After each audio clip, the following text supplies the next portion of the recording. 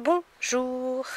Alors, je vous parlais de tomates à l'instant, puis j'ai fait justement le tour de mon potager. Il fallait que je vous parle de quelque chose dont j'ai fait les frais cette année, dont beaucoup de gens font les frais aussi, hein, forcément.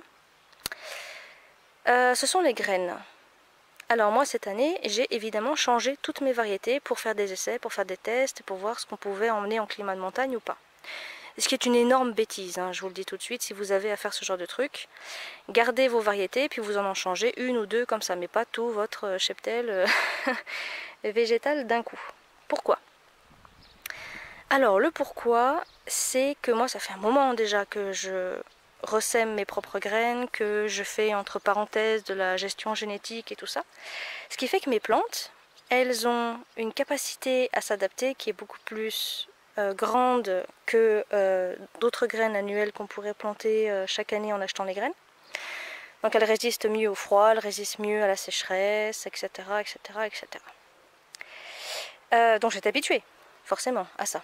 Et là, cette année, j'ai acheté des graines un petit peu partout. Parce qu'évidemment, les semenciers n'ont jamais tout ce qu'on veut. Et quand on commence vraiment à chercher des trucs spécifiques, c'est quand même compliqué de les trouver chez la même personne. Et donc, j'ai acheté des graines un petit peu partout. Et là, je me suis retrouvée face à deux problèmes. 3 problèmes même, parce que oui, 3 problèmes. Le premier problème, c'est les taux de germination, je vais dire médiocres pour pas dire autre chose, qui m'ont complètement scotché. C'est-à-dire des sachets entiers qui ne sortent pas. Alors qu'ils sont exactement dans les mêmes comment dire, dans les mêmes facteurs que les autres, hein. Ils sont élevés sur des plaques de culture, il y a 104 alvéoles dessus, je mets plusieurs sachets dessus, il y a un sachet entier qui ne sort pas. Bon, ça c'est le premier problème, les taux de germination médiocres. Ensuite, on a les dégénérescences, c'est-à-dire que j'ai eu des plants de tomates, des plants de poivrons, des plants en général qui sont sortis, qui ont fait 2 cotylédons, qui ont fait 2 feuilles et qui se sont arrêtés là. Il n'y avait pas autre chose qui grimpait, il n'y avait pas de bourgeons, il n'y avait rien d'autre qui poussait. Et ils se sont arrêtés à 2 feuilles, et ils sont toujours à 2 feuilles. Donc ça c'est quand même pas normal. La troisième chose, ce sont les problèmes de rusticité. On nous vend des plantes qui sont hyper fragiles. Ah oui, puis non aussi, il y a un quatrième problème, c'est les problèmes de variété en elles-mêmes. Alors moi je vais vous montrer ça dans cet espace-là. Voilà, c'est pas grand, hein, mais je vais vous montrer ça dans cet espace-là. Bon, les taux de germination, je ne peux pas vous montrer. J'avais fait des vidéos, mais j'ai eu pas mal de problèmes pour les mettre en ligne, donc ces vidéos sont trop vieilles maintenant pour que je vous les montre. Mais voilà, il y avait des gros problèmes de germination. On va prendre la Romane Zebra qui est ici. J'ai acheté un sachet, et sur ce sachet de 16 graines, il y en a 4 qui sont sortis. Et sur ces 4 plants, j'ai eu 2 dégénérescences. Donc il m'en restait 2. Évidemment, j'ai vite été en acheter d'autres, en fait, chez 2 semenciers différents. Et là, je me retrouve avec cette forme-là en forme de croissant. Cette forme-là, voilà, en forme un peu ovoïde, en fait, et c'est pas la seule grappe qui est comme ça, hein. Voilà. Cette forme-là, en forme de Romane Zebra, pour le coup. Et cette forme-là, en forme de grosse patate. Voilà, et ça, c'est chez 3 semenciers, puisqu'il y a les 2 plants qui se promènent que j'ai réussi à avoir. Et puis, il y a les 2 autres sachets que j'ai semés en urgence. Et donc, je me retrouve avec 3 semenciers avec plein de formes différentes. C'est... voilà. Donc, c'est quand même pas normal. Il y a vraiment un problème de pureté variétale dans ce qu'on nous vend. Et ça commence à être un peu léger. Très léger. Donc voilà, donc là si je veux faire de la pollinisation manuelle, il faut vraiment que je regarde les plants qui ont vraiment le type même de la tomate que je cherchais à la base. Je suis pas trop regardante d'habitude, mais là c'est vrai que ça m'embête un petit peu. Donc je vais essayer de voir celles qui ont le moins de jus, celles qui sont quand même les meilleures pour le goût. Et aussi pour la culture, parce que par exemple ce plant là, il y a beaucoup de ça. Alors pareil, ils sont élevés sur la même planche et tout ça. Et voilà. Donc ça c'est un problème d'arrosage, hein, mais une plante qui résiste pas à ça, qui fait beaucoup de cul noir, c'est lourd. Donc il va falloir remédier à ça aussi par de la culture, chaque année, jusqu'à arriver à les rendre plus rustiques. Et encore que je me plains pas, je sais pas si vous voyez, mais ils sont quand même grands, ils sont quand même beaux.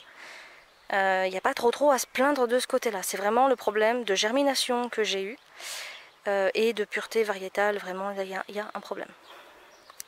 Oui, puis aussi du semencier en lui-même, parce que quand j'ai contacté, mais pour d'autres choses, j'avais acheté chez lui donc les tomates là, les poivrons, donc 2 variétés de poivrons. De mémoire, c'était des Goria et des petits violets, je sais plus ce que c'était le nom. Yoda, je crois, je sais plus. Et voilà, il y a eu vraiment les Oda, là oui, voilà, c'est les Oda. Les Oda et les Goria, il n'y a rien du tout qui est sorti. Quand je lui ai écrit en me disant que ça fait quand même 4-5 sachets qu'il n'y avait rien qui sort, il m'a dit gentiment que oui, enfin bon, faut peut-être se remettre en question. Le problème entre la graine et la plante, c'est peut-être le jardinier. Ok, bon, quand on a une plaque avec 104 alvéoles et que les autres sortent et vont bien, hein, voilà, c'est peut-être que le problème ne vient pas du jardinier. Donc faut pas non plus se laisser faire.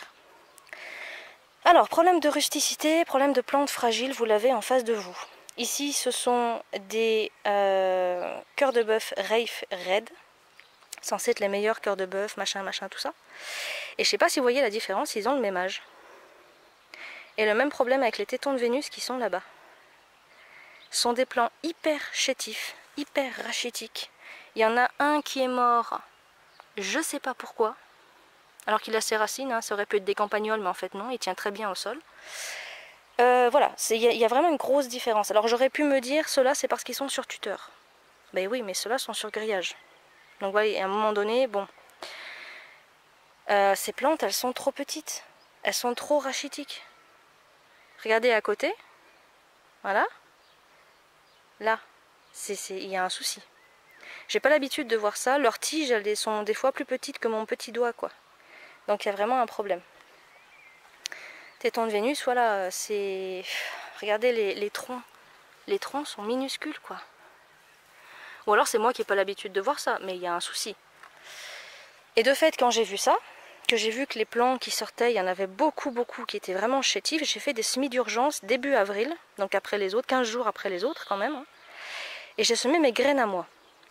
Donc dans les graines que j'ai semées, il y a des Big Papi, c'est des grosses tomates, son nom en fait, on leur a donné ce nom-là, parce que c'était un vieux papy qui l'avait donné à un ami. Et les tomates sont grosses. Donc de là le nom de Big Papi. Et vous voyez, les plants sont là. Donc pas d'engrais, évidemment, je ne donne pas d'engrais. Je taille pas, c'est exactement le même traitement qu'à côté, c'est-à-dire aucun.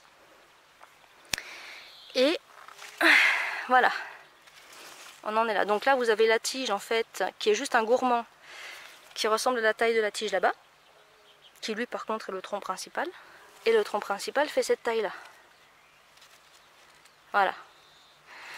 On voit qu'il y a beaucoup de grosses feuilles, on voit qu'il y a beaucoup de fruits en formation, et puis c'est des gros fruits pour le coup. Bon, il y a vraiment un truc, quoi.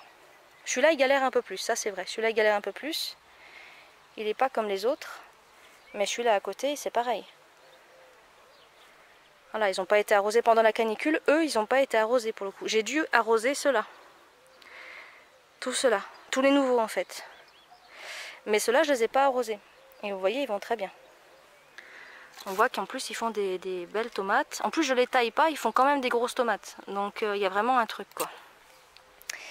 Et pareil, en fait, derrière.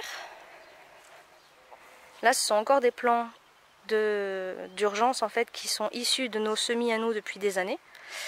Ces plantes vont très bien. Voilà. Donc là, je sais plus ce que c'est le nom de celle-là. Elle fait des tomates comme ça.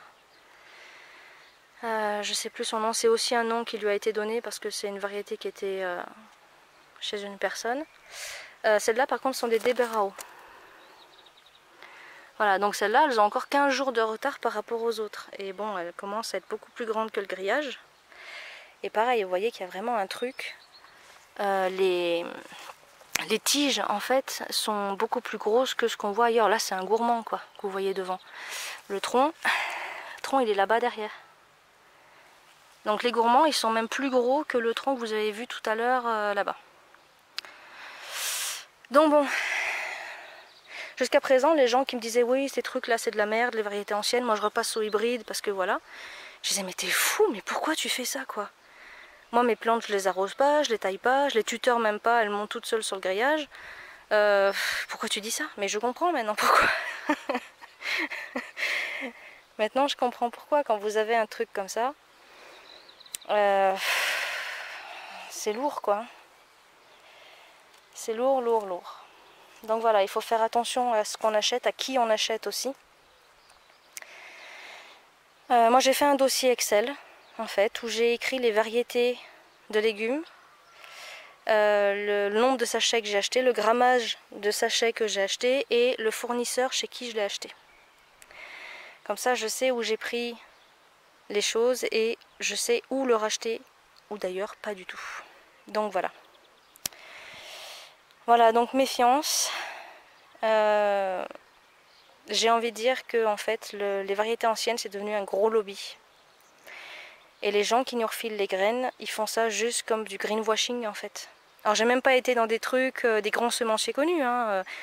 J'ai été dans des trucs, quelquefois des tout petits semenciers où là j'ai des très bonnes surprises, comme les jardins de Tontougou par exemple. Très bonne surprise, j'ai pris mes calebasses elles vont très très bien. J'ai été dans des petites structures en général, quelquefois un peu plus grandes comme Germinance ou Biogerme. Mais là j'ai jamais de problème. Je vous dirai pas chez qui je les ai achetés, chez qui j'ai eu des problèmes.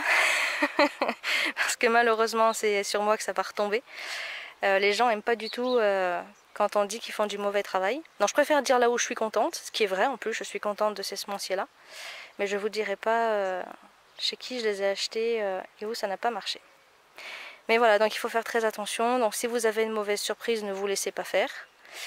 C'est pas forcément vous le problème, ça peut arriver que ce soit le jardinier, mais bon. Quand il y a un sachet entier qui sort pas alors que les autres à côté sortent, c'est qu'il y a vraiment un problème de graines. Donc voilà. Et là, je suis en train de voir que j'ai le même problème de pureté variétale sur, alors, cœur de bœuf Raifried. Ouais, bah écoutez, ça, voilà, ça fait cette forme-là.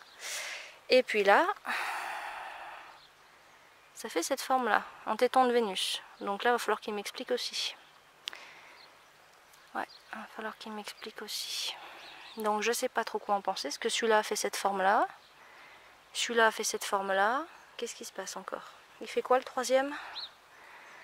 Le troisième il fait cette forme comme ça, ok. Le quatrième... Ah bah le quatrième il fait cette forme-là. Non mais on est bien. On est bien, c'est pas mal. Ok, bon bah j'ai deux formes de... Bah je sais pas. Voilà, j'ai deux formes de tomates. Ok, bon bah on va voir ça. Je vais regarder sur internet. Google est mon ami, comme on dit. Et puis je vais vérifier la forme de mes tomates. Bon. Voilà, bon bah écoutez, moi je vais continuer mon tour. Et puis on se retrouve donc bientôt sur l'atelier.